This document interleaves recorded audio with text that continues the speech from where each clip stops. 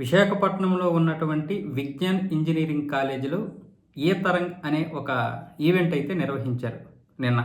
ఆ ఈవెంట్‌లో సీనియర్లు, జూనియర్లు ఇద్దరు కలిసి వేదిక పైన అయితే డాన్స్ చేశారు.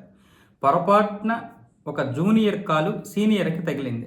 అంతే. దాంతో రెచ్చిపోయినటువంటి సీనియర్లు దాదాపు ఒక 100 మంది ఆ అబ్బాయిపై అయితే దాడి చేశారు. ఒక్కడ పైన 100 మంది ఇంత విచక్షణారహితంగా దాడి చేశారంటే మరి వీళ్ళు చదువులో ఏం నేర్చుకున్నట్లు?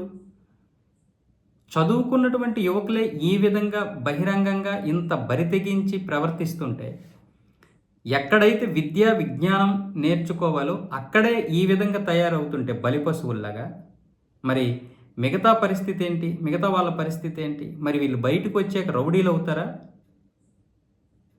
లేదని సమాజాన్ని ఉద్ధరించేటటువంటి ప్రయోజకులు అవుతారా? అది ఆ కాలేజీ యొక్క యాజమాన్యమే చూడాలి. ఎంత దారుణంగా కొడుతున్నారో చూడండి.